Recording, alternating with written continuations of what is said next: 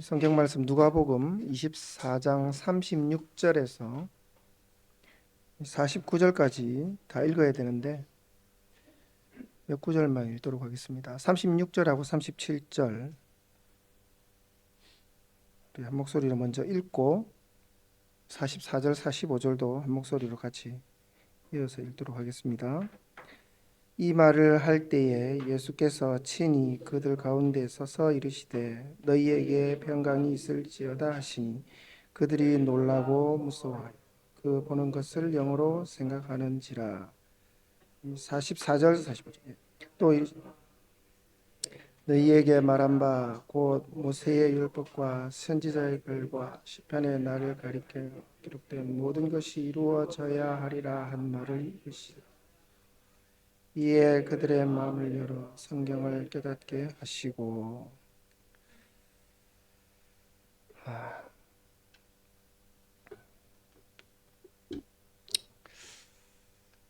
요즘은 우리가 인생을 사는 것이 참 더덥다는 생각을 하게 됩니다. 문득문득 드는 생각이기도 합니다. 더덥다는 말을 찾아보니까 보람이나 쓸모가 없다고 여겨지는 시간이 매우 빠르게 지나간다라는 그런 뜻입니다. 행복한 것도 불행한 것도 시간이 지나면서 모두 과거의 일이 되어버리죠. 소중한 시간이라고 잡아놓을 수도 없고 불행한 시간이라고 빨리 흐르게 할 수도 없습니다. 그러나 한순간 한순간을 소중하게 여기면서 그것 또한 의미가 있고 감사한 시간들인 것은 맞습니다. 가만히 생각해 보면 어차피 시간이라는 것이 그런 겁니다. 지나가는 것입니다. 잡을 수 없는 것입니다. 늙고 병들고 죽는 것은 하나님께서 정해 놓으신 당연한 이치고 수순입니다. 그냥 순간순간 행복하게 사는 것이 중요한 것 같습니다. 오늘도 독감이나 코로나에 걸려서 힘들어하거나 목숨의 위협을 받는 사람들부터 시작해서 어려운 경제 탓에 사업의 망해 자살 충동을 느끼는 수많은 자영업자들, 대형 산불로 가족을 잃거나 집을 잃고 삶의 터전을 잃어버린 사람들, 갑자기 찾아온 암 때문에 삶의 마감을 준비해야 하는 사람들, 수많은 사람들이 오늘 이 시대를 뒤엉켜 살아가고 있습니다. 나도 거기서 자유로울 수 없고 언제든 당할 수 있는 일들이죠. 그런 사람들을 대할 때마다 좀 불쌍히 여기는 마음도 가져보고 주어진 하루를 감사해보며 우리의 만남도 오늘 우리의 만남도 소중히 생각해 보았으면 좋겠습니다. 그러면 불평으로 가득 찼던 내 마음에 한 가지는 사라지지 않을까 생각해 봅니다. 한 가지 좀 다행스러운 것은 우리가 지금 2025년입니다. 우리가 살고 있는 이 시대가 성경의 계시가 완성된 시대를 살아가고 있다는 것이 좀 다행스러운 일입니다. 만일 구약 시대나 예수님 당시에 우리가 태어났다고 한다면 복음을 얼마나 희미하게 보았을까요? 기껏 잘한다고 해봐야 무거운 율법만 강요받았을 것이고 또 그것이 잘하는 것인 줄 알고 그게 전부인 줄 알고 열심히 살았을 겁니다.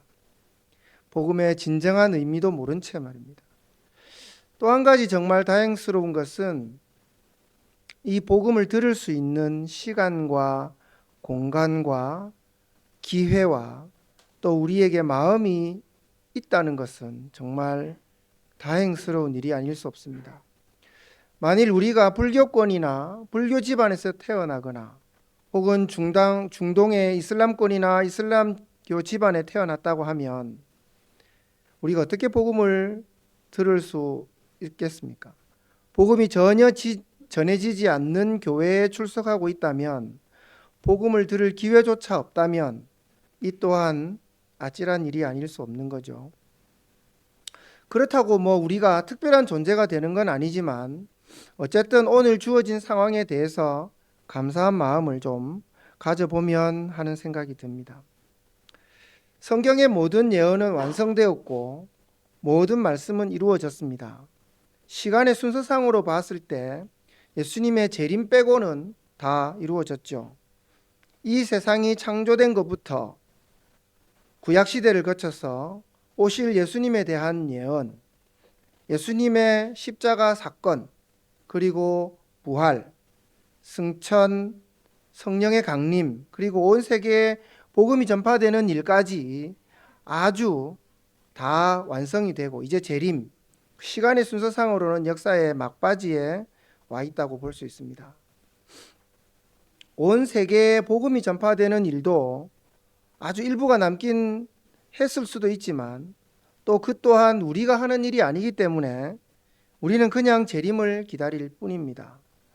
물론 하나님의 입장에서는 모든 것이 완성되었고 이제 적용되어가는 마지막 과정을 남겨두고 있습니다. 구약의 사건들도 그러하지만 인류 몇천 년 역사 동안 일어난 이 수많은 사건들의 목적은 오직 하나입니다.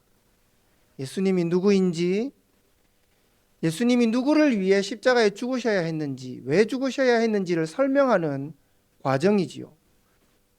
창조된 이래부터 지금까지 모든 역사의 과정이 이 하나의 목적을 가지고 있습니다. 역사 속에 일어난 굵직한 사건들 역시 우리가 알든 모르든 모두 예수님을 설명하고 있습니다. 오늘 본문 44절에 보면 알 수 있듯이 모세의 율법, 선지자의 글, 시편의 모든 것 다 예수님을 가리키고 있고 이 모든 것이 이루어져야 한다고 말씀하셨고 이제 다 이루어졌습니다. 우리가 그 의미를 알든 모르든 인류의 역사에 수많은 사건들이 일어났고 완성되었습니다. 성경에 등장하는 사건만 해도 얼마나 많습니까? 내가 태어나지도 않은 그때에 몇천 년 전부터 계획되었고 실행되었고 완성되었습니다. 그 목적은 자기 백성을, 즉 우리를, 즉 나를 저희 죄에서 끄집어내어 이 지옥 같은 세상에서 끄집어내어 거룩한 땅 새 예루살렘, 하나님이 마련해 두신 그 땅에 살게 하시는 겁니다.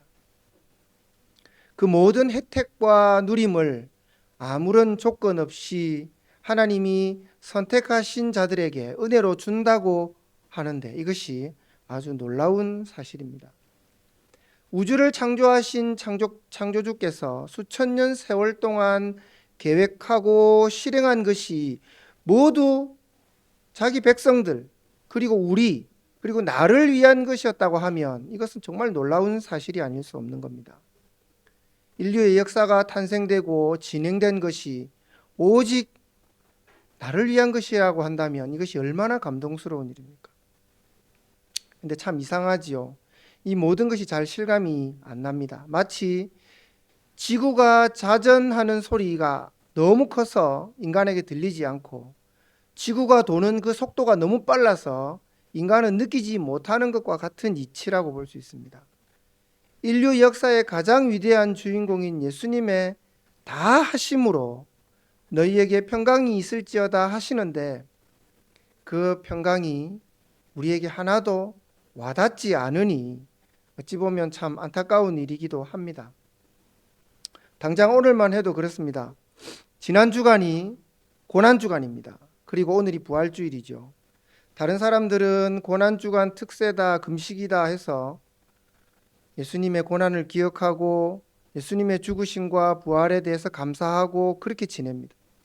그런데 나는 아무 생각 없이 한 주를 지냈고 내 돈벌이에 바빴고 내 건강 걱정과 내 자식 걱정과 맛있는 거 실컷 먹고 하고 싶은 거 다 해가며 그렇게 잘 지냈습니다.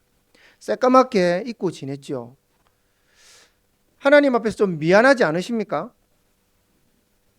우리가 아무리 그래도 그렇지 고난주간과 부활주일을 어떻게 잊어버린단 말입니까?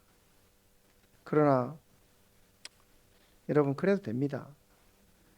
사실 그러라고 예수님이 십자가를 지신 거 아닙니까? 사실 우리는 신앙생활을 좀 잘해보고 싶은 욕심이 있었습니다. 그리고 지금도 어쩌면 있는지 모릅니다. 그래도 복음을 듣는 사람들인데, 그래도 복음을 좀 안다고 하는 사람인데, 뭔가 좀 다르게 살아야 하지 않을까라는 생각이 있죠. 세상 사람들이나 혹은 교회 다니는 다른 사람들 보기에 말고, 내가 하나님 앞에서 내가 좀 그래도 조금 복음 아는 자로서 좀 다르게 살아서 역시 내 아들, 역시 내 딸, 이런 소리 한번 들어봐 보고 싶다는 그런 욕심 같은 것도 있을 수 있죠. 그게 함정인 겁니다. 그거 하지 않아도 되도록 예수님이 다 하신 거죠. 그냥 그렇게 살아도 되도록 예수님이 십자가에서 다 하신 겁니다. 다시 무거운 멍에를 메지 말라고 예수님이 십자가에서 다 하신 거죠. 그 은혜를 갚지 말라고 아예 갚을 생각도 하지 않도록 어마어마한 은혜를 주신 겁니다. 마치 아까 말씀드린 것처럼 지구가 자전하고 그 도는 소리 이런 것들이 들리지 않고 느껴지지 않는 것처럼, 그 어마어마한 것들이 우리에게 와닿지 않는 것처럼 하나님께서 우리에게 주신 이 은혜가 너무 어마어마하기 때문에 우리 그걸 느끼지를 못하는 겁니다. 어떻게 보면 그 은혜가 너무 크기 때문에 잘 못 느끼는 게 당연합니다. 이 세상 안에서, 제한된 이 세상 안에서 느끼는 것이 너무나 어렵고 느끼지 못한다 하는 것은 어떻게 보면 당연한 일일지 모릅니다. 그 때문에 은혜가 잘 감각되지 못하는 겁니다. 그 은혜는 오직 약속하신 성령이 위로부터 입혀져야만 느끼고 증언할 수 있게 되는 겁니다. 우리는 그저 그렇게 가끔 느껴질 때 감사하며 우리에 주어진 이 삶을 누리기만 하면 되는 거죠. 그게 잘하는 겁니다. 그리고 그렇게 안심하며 살아도 되게끔 충분히 예수님이 십자가에서 다 해주셨습니다. 어느 것 하나도 우리의 노력이 들어갈 부분이 없습니다. 하늘로부터 입혀진다고 하잖아요. 하늘로부터 입혀진다고 하잖아요. 너희가 노력해서 얻어내라. 너희가 열심히 기도해서 나의 마음을 한번 감동시켜보라. 그렇게 하시지 않았잖아요. 하늘로부터 그냥 입혀진다 하잖아요. 오늘도 성령을 통해서 복음을 열심히 설명해 주시는데 우리는 잘 감각하지 못합니다. 우리는 왜 은혜를 잘 실감하지 못하고 잘 믿어지지도 않으며 어디 뜬구름 잡는 것처럼 먼 나라의 얘기로만 생각이 될까요? 도대체 복음은 내 현실 삶에서도 잘 생각나지도 않고 아주 먼 나중의 이야기로 느껴질까요? 나의 어떠함과 상관이 없다고 하니 더 실감이 안 나는 것 같습니다. 굳이 우리 모습에서 찾아보자면 우리가 현실에 너무 몰두해 있기 때문이 아닌가 생각을 해봅니다. 몰두라는 단어는 머리를 빠뜨린다는 뜻입니다. 머리를 빠뜨린다는 거죠. 여러분, 옛날에 소에 진드기가 있습니다. 소 진드기가 있는데 그 소 진드기는 소에 붙어서 피를 빨아먹는 겁니다. 근데 그 머리를 소의 그 살을 뚫고 머리를 그 소의 가죽 안으로 들이밀고 있는 거죠. 그래서 우리가 밖으로 볼 때는 머리는 안에 들어가서 안 보이고 그 배 부분만 보입니다. 그걸 뜯어내면 이제 머리가 튀어나오게 되죠. 그래서 그 머리를 그 안에 살 안에다 쳐박고 거기서 피를 빨아먹으면서 사는 게 소진드기인데 우리도 그런 것 같습니다. 세상이라고 하는 것에 몰두되어 있기 때문에 아무것도 보이지 않는 거죠. 여기서 영원히 살 것처럼 생각하고 살고 있기 때문입니다. 우리는 시력이 아주 나쁜 양과 같아서 내 발밑만 쳐다보며 삽니다. 당장 나를 살게 하는 음식이나 양식이 발밑에 있는 풀 같아서 고개가 자꾸만 땅으로만 내려가죠. 멀리 보지 못해서 내가 뿌리박고 있는 이 세상이 곧 떠나야 할 세상임을 자꾸만 잊어버립니다. 계속해서 이 땅에 살고 싶어서 나이가 드는 것이 억울하고 병이 들고 약해지는 것이 아쉬워집니다. 여러분, 그래도 괜찮습니다. 이게 우리가 사는 우리의 삶의 모습입니다. 우린 그렇게 살게 되어 있는 겁니다. 그래도 괜찮습니다. 인간의 아주 당연한 모습이지요. 그래도 성령께서 우리에게 오셔서 뭔가를 또 깨닫게 하신다면 아주 가끔은 눈이 열리고 고개를 가끔은 들어서 하늘을 쳐다볼 수 있었으면 좋겠습니다. 또 그런 순간이 있으면 그게 얼마나 감사한지 모르겠습니다.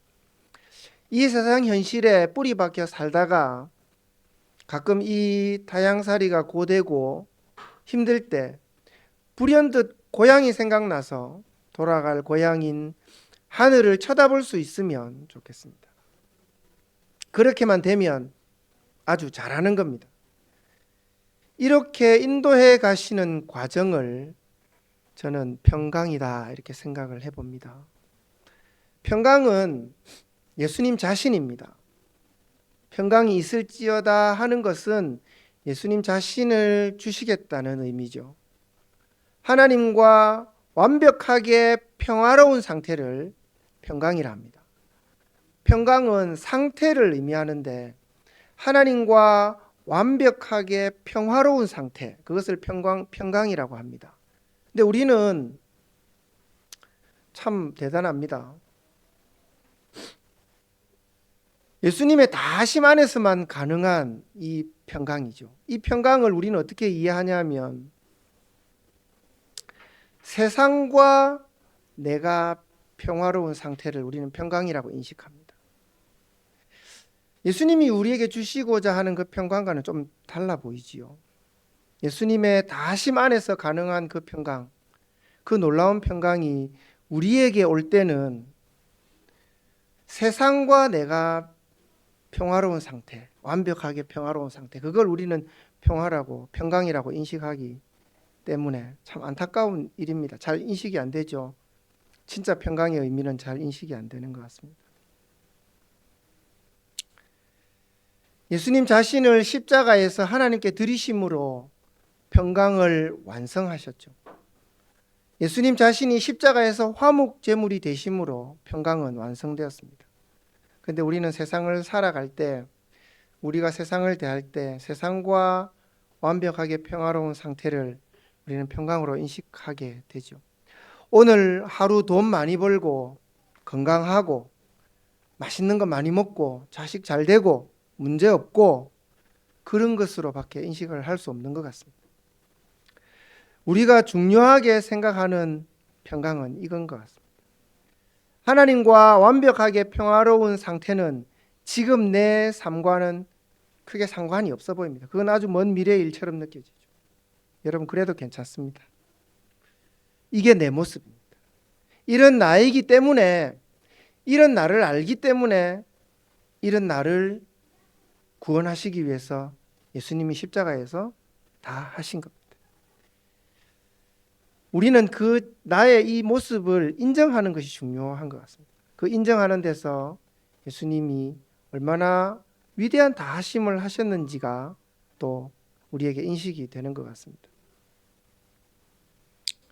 매번 세상 속에 속아 살고 너무나 거대해 보이는 세상 앞에 우리는 늘 놀라고 무서워하며 불안해하고 그걸 알고 때로는 송구해하는 우리에게 예수님의 다하심이 평강이 되어서 우리를 안심시켜 주셨으면 좋겠습니다.